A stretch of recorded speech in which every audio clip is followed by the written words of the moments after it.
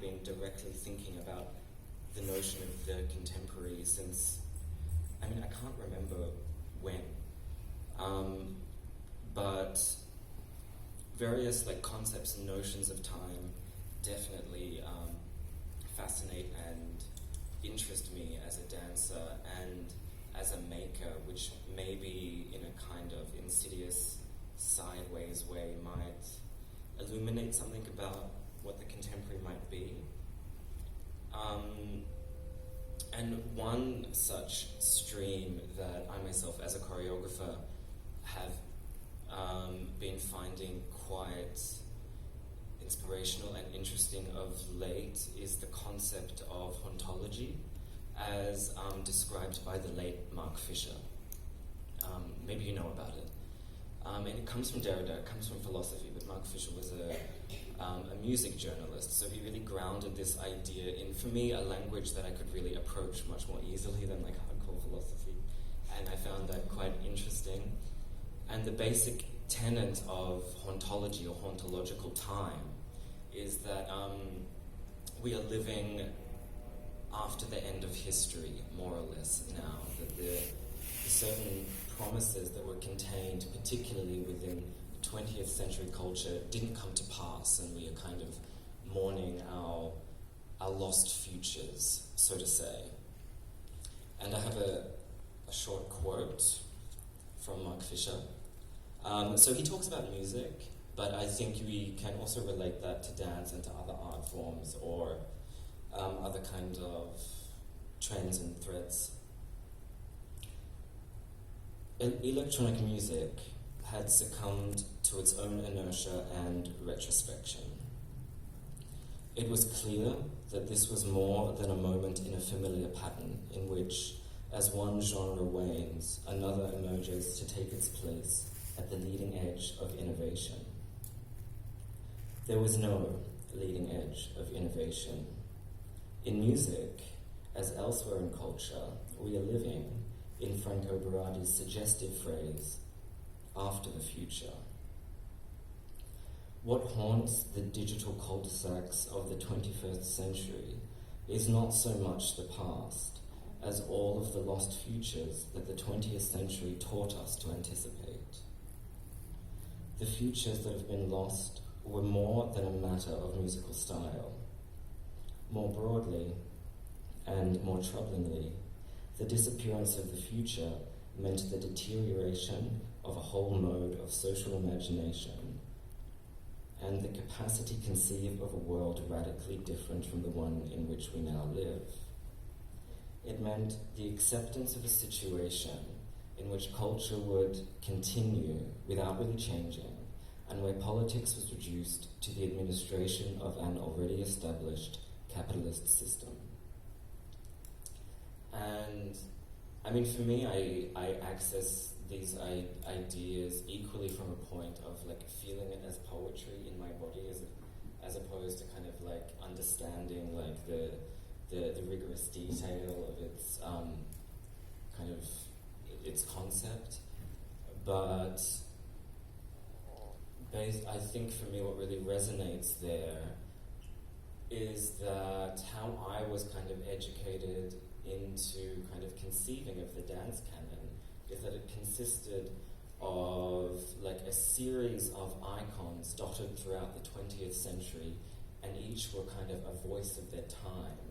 And then as whatever moment they represented waned, another person would emerge and become a moment of their time. And for me, hauntology really kind of illuminates that this model of perceiving the contemporary is no longer plausible. And I think one of the reasons for that, which is not exactly what hauntology is saying, is that I think the contemporary nowadays has to kind of make space for a plurality of voices that kind of exist in simultaneity. And the construction of singular historical icons that would speak to a particular moment doesn't really work for us. Yet that's how, at least I think, I have been kind of taught to anticipate a notion of the contemporary, to be able to locate it in a place or a time or a person. And I'm unable to do that. I think what you're talking to, Martin, also what's going on a lot at the moment, I think a big project around decolonising the canon as well, and the notion of a kind of canon, which certainly when I learned dance history, it was all about, as you said, these sort of avant-garde figures, and then the revolution, the sort of activation of resistance and revolution in a sort of progressive chronology of time, that we were always moving forward. And I think that was also Andrea Becchi's challenge to contemporary dance, that we exhausted this constant, we were caught in these feedback loops of always being more dancery, dancing, and in a way he called for a kind of slowing down, or a slower ontology actually, in order to resist the will to exhaustion, or what he also talks about, the sacrificial subjectivity of the dancer being sacrificed to this canon of progress and a kind of constant momentum that we are all kind of caught up in, which was also seen as a neoliberal capitalist project of extraction of our own resources, I think, too. So if we start to reframe these questions of the contemporary in relation to a more ecological paradigm, how does that shift also our idea of contemporary, that we don't exhaust ourselves in being contemporary, or trying to achieve or striving for the contemporary, or what is the now, because the Kia Choreographic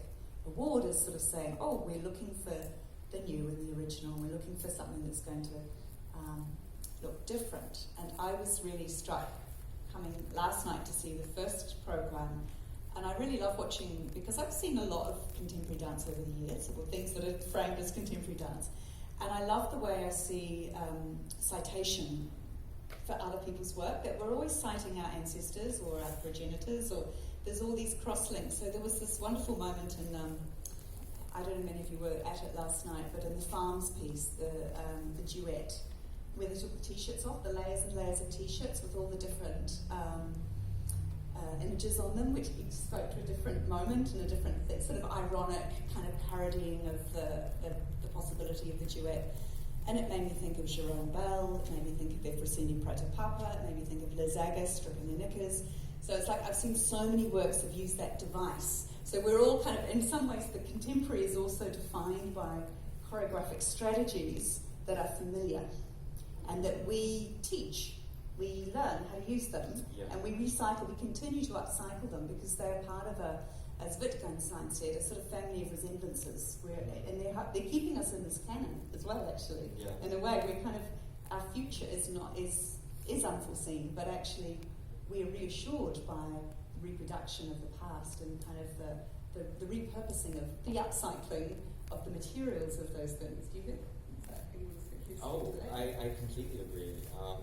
I also think, just to briefly go back to the hauntological kind of thing once more, I hear very often this catchphrase like it's all been done before, or like, and therefore the new isn't possible, and which I guess I always just kind of believed. But something about Mark Fisher's writing is that he claims that the new isn't possible because we are legitimately unable to imagine a new future from which something new might emerge, and that's kind of also a mechanism that traps us in reproduction.